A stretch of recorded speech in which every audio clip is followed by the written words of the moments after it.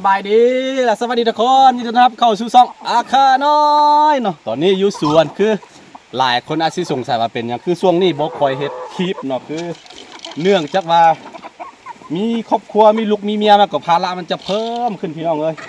บ่ค่อยมีเวลาเลยต้องได้เฮ็ดได้หลายอย่างภาระหลายภาระเต็มก็เลยบ่ค่อยมีเวลาเฮ็ดคลิปเลยตอนใดอยากเฮ็ดก็เฮ็ดเนาะตอนใดบ่อยากเฮ็ดแล้วก็บ่ทันน่ะนะบ่แม่นว่าบ่อยากเฮ็ดมันบ่ทันพี่น้องเอ้ยเนาะนี่ภาระเต็มตอนนี้ฝนตกบรรยากาศแรงๆอยู่สวนเฮาก็เกลือเป็ดเกลือนี่เลี้ยงควายทุกคน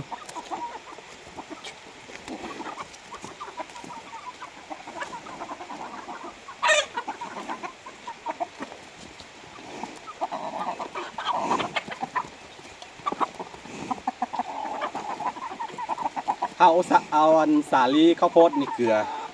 ข้าวโพดที่เขาปลูกไว้พุ่นเนาะตอนนี้มันแก่แล้วเขาจะเกลือเป็ดเกลือไก่แบบนี้แหละ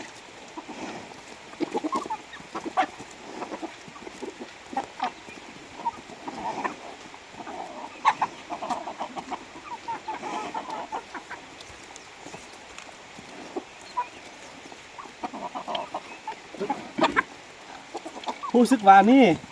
ควายของเราน่าจะมีลูกเราจะท้องแล้วล่ะพี่น้องเลยท้องเริ่มใหญ่ขึ้นแล้วตัวนี้นะแต่ว่าตัวนั้นนี่บ่ยังบ่ตั้งท้องเลยนึงจักว่ามันเป็นเจ็บนะมันเป็นแผลง่ายๆแล้วก็จอยได้แล้วก็น่าจะบ่มีตัวผู้ขึ้นเลยว่าบ่ได้ตัวนี้น่าจะติดลูกแล้วพี่น้องอย่างน้อย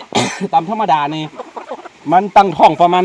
11-12เดือนเป็นปีพุ่นแหละประมาณปีนึงเต็มๆเราถึงจะคลอดออกมานะตัวควายเนาะเจอรุ่นน้ำเกิดมาประมาณเดือน5เดือน6ปีหน้าเนาะน่าจะได้ลูกขึ้นกันเด้อพี่น้องเด้อบูฮู้ขึ้นกันได้ว่าน่าจะติดแล้วนะเพราะว่าท้องใหญ่ตลอดเนาะเมื่อมันอิ่มถึงว่าเวลาบ่กินยำก็มันก็ท้องใหญ่แล้วน่าจะมีลูกแล้วพี่น้องรุ่นน้ำกันยังบูฮู้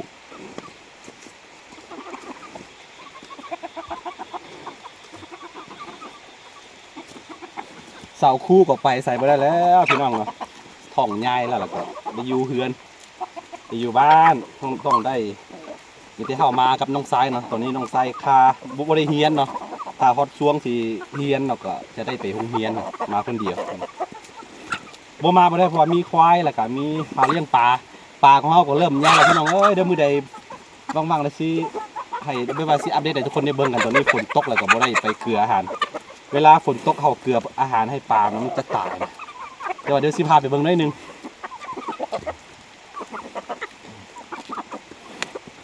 บรรยากาศฝนตกน้อยๆฝนตกลิน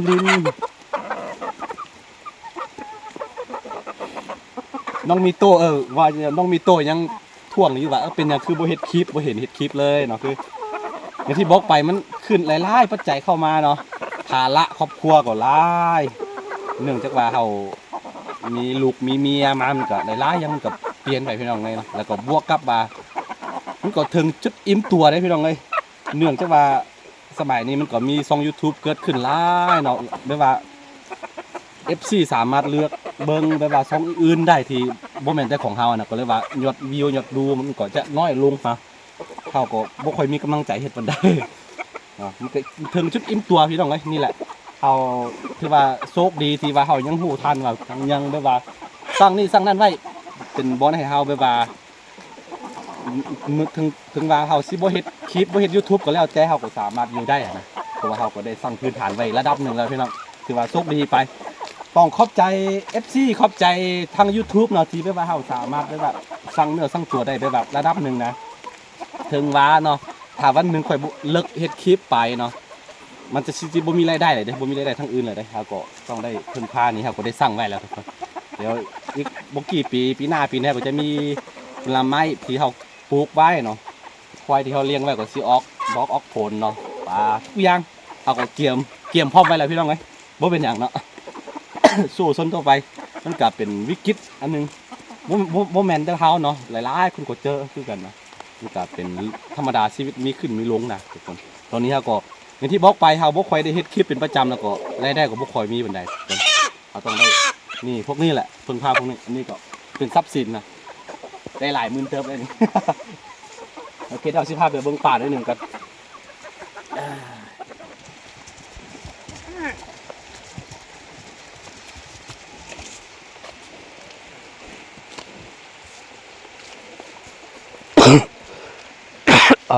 เป็นวัดเป็นไอพี่น้องเอ้ย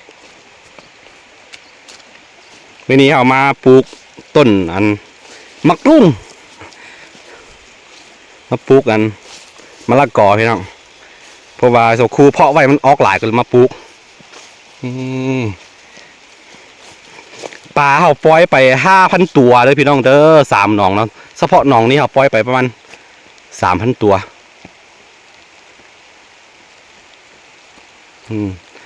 ตามปกติเวลาฝนตกแบบนี้เขาสิบ่ให้อาหารนะแต่ว่าเขาคนนี้สิให้น้อยหนึ่งสิให้ห้ำเอาปกติเขาจะให้อาหารเม็ดเนาะอาหารเม็ดแล้วก็เวลาใหญ่ขึ้นมาเขาก็สิพี่มันมีขี้ควายมีต้นกล้วยเห็นบ่เนี่ยต้นกล้วยลายกล้วยปลาเอาต้นกล้วยเกลือก็ได้คือกันเดี๋ยวเอิ้นปลาก่อน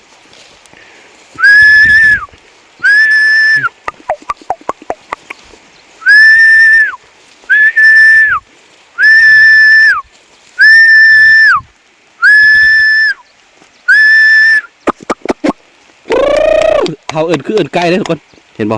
จะมีปลาซิวหลายเต็มปลาซิวมันเข้ามาจากน้ำเต็ม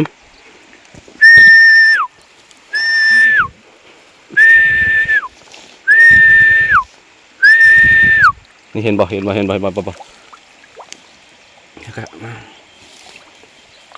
ปลาเริ่มใหญ่ละแต่ประมาณ1 เดือนเต็มๆพี่น้องถ้าช่วงที่มันแดดออกเลยล่ะมาปลามันจะเข้ามากินนี่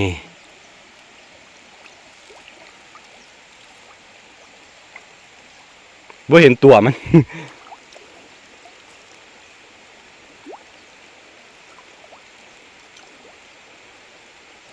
น้องนี่อย่างที่บอกไปเขาปล่อยไปประมาณ3,000 ตัวเด้อพี่น้องเด้อประมาณพุ่นแหละท้ายปีเนาะหรือว่าต้นปีหน้าพุ่นประมาณเดือนหนึ่งเดือนมังกรเดือนประมาณเดือน1แล้วเดือน12ท้ายปีนี้น่าจะจับขายได้อยู่พี่เพราะว่ามันแพงนะโลนึงเกือบ100 บาทพุ่นเนาะประมาณ45,000 กีบประมาณ80 บาทพุ่นแหละต่อโลได้ป่านินเนาะเพราะว่าส่วนใหญ่เขาเอาเข้ามาแต่บนอื่นเอาเข้ามาแต่ตัวเมืองห้วยทรายนะเอามาขายพี่ส่วนใหญ่เขาจะเลี้ยงกินอย่างเดียวบ่ได้ขายก็เลยว่าเขาลองเบิ้งทดลองเบิ้งลองพิษลองทึกเนาะเขาปล่อยไป5,000 ตัวนี่ได้จักประมาณตันครึ่งก็พออยู่ได้เลย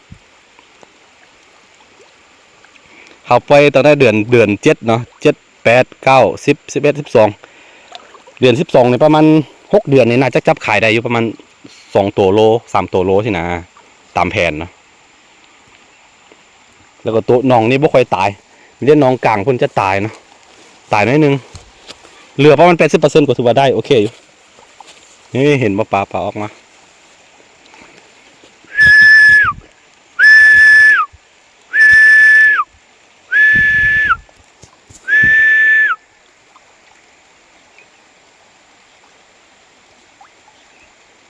เริ่มใหญ่ละปลาเริ่มใหญ่เอามาตอนน้อยๆตอนนี้ใหญ่ขึ้นละ2 นิ้วประมาณ2 นิ้ว 3 นิ้วแล้วนี่ประมาณนี้แหละทุกคนชีวิตนะ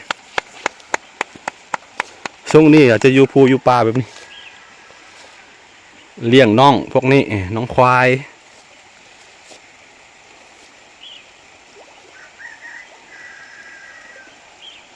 แต่ก่อนเขาบ่ได้ปล่อยทั้งนี้แต่ว่าปีนี้เขาล้อมแบบว่าล้อมต้นไม้หมดแล้วก็เลยว่าปล่อยได้สบายเลย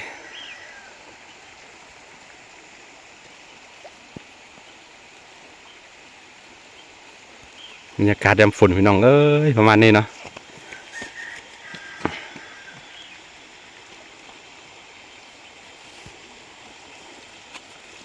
แน่นอนฝ่อพี่เป็นประจำเลย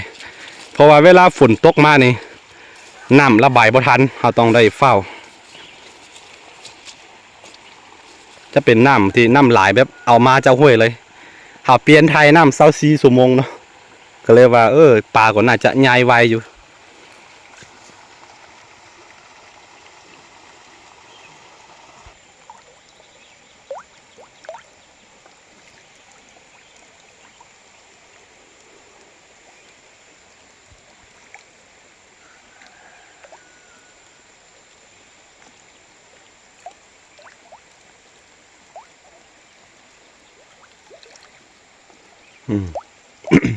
ปลาออกมาลายโอ้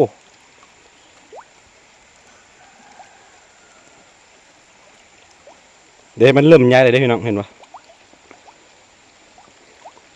เขามาตัวน้อยๆจิ๋ว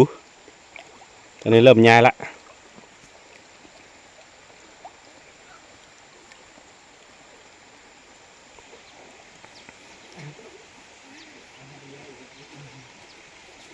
น้องควายตามไปเนาะ เอาไปทางใดมันก็จะตามมา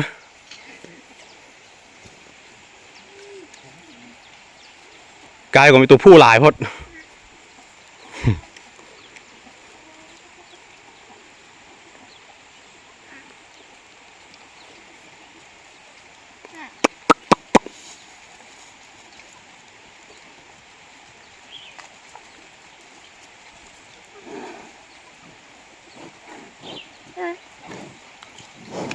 มันต้องมาคอกินเกลือโอ้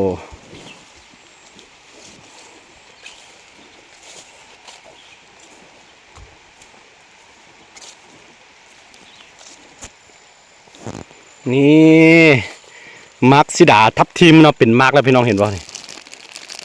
นี่เป็นมักแล้วเริ่มเป็นมักแล้วได้กินแล้วเด้อพี่น้องเด้ออาม่าเพิ่นเก็บไป2 ด้วยเริ่มเป็นปีนี้เนาะก็เลยว่าบ่หลายบันไดหลายคือกันแต่ว่าย่ามมันต้นมันบ่แพ้นะคือนี่น้อยๆเป็นนี่เฮายังบ่ท้อเถอะรอให้มันใหญ่กว่านี้นิดนึงก่อนนี่คือมักซิดาทับทิมหรือว่าฝรั่งทับทิมบอกเขาเอิ้นเริ่มแล้วพี่น้องนี่เริ่มเห็นดอกเห็นผลแล้วเด้ออันนั้นคือซิดากิมจุปลูกไว้หลายปีนี้ก็ลงไปหลายเนาะลงไปปีละน้อยเอาสิปลูกหมดอันนี้ปีนี้ปลูกกันไม้พยุงเวียดนามเนาะไม้ห่วงหัวลี่นะปลูกไปหลายคือกันเฮ็ดไปปีละน้อยอีกประมาณ3-4 ปีก็น่าจะเข้าทีเข้าทางเลยพี่น้องเอ้ยทางนี้ที่ทางไปเนี่ยก็จะเป็นปลูกหญ้าลูซี่เนาะหญ้าลูซี่สำหรับเลี้ยงงัวเลี้ยงควายเพราะว่าปีหน้าเขาสิซื้องัวสิซื้อควายอีกนะมาเพิ่มประมาณ5 เฮกตาร์